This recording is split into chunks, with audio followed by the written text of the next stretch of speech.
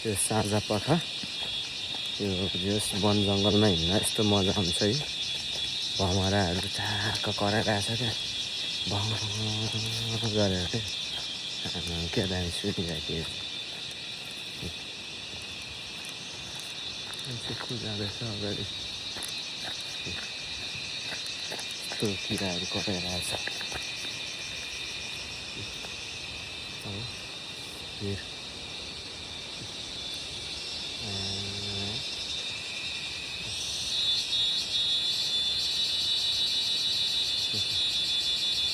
भालु सालु हुन्छ भालु देख्यो भने हानिहाल्ने जोइस लिएर आएको छु कि भाले देख्यो कि त पक्क ढालिहाल्ने भालेलाई पक्क ढाल्ने हो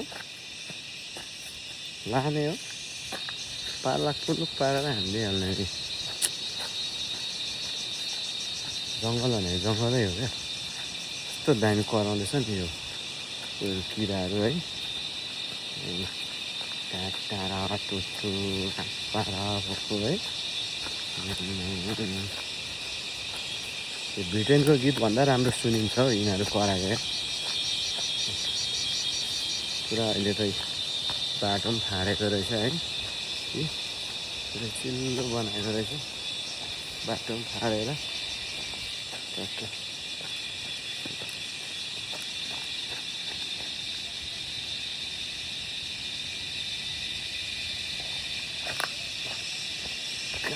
बस्छ यहाँ यत्रो भइसक्यो आएको एउटा भेटेको छैन वन कुखुराहरू यहाँ।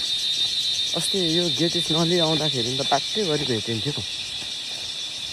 गेटिस लिएर आउनु थालेकोदेखि त एकैचोटि भेटेको छैन।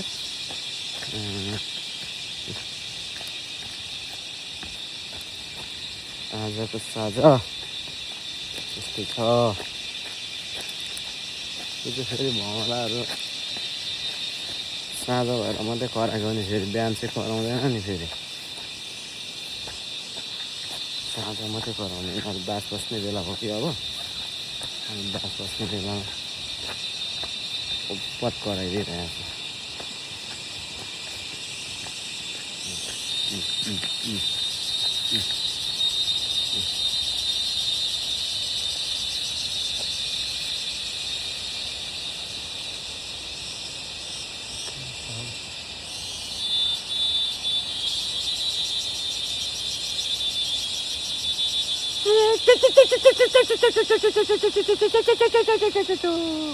यहाँ रहेछ या यहाँ रहेछ गयो गयो यसरी पत्ता लाउने हो क्या। यसरी कराउँदै थियो नि।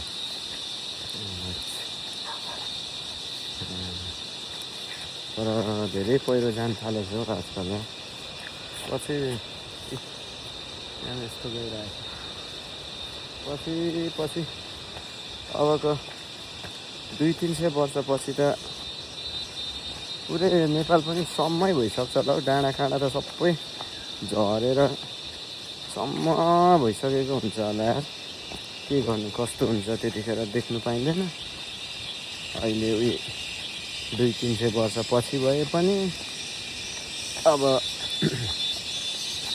आफ्नो प्राण गएको भोलिपल्ट दिनदेखि पछि भए पनि जहिले भए पनि कल्पनै गर्ने मात्रै त अनि कस्तो हुन्छ होला भनेर देख्नु पाइँदैन। सो फिलिङ्स गर्ने सक्यो।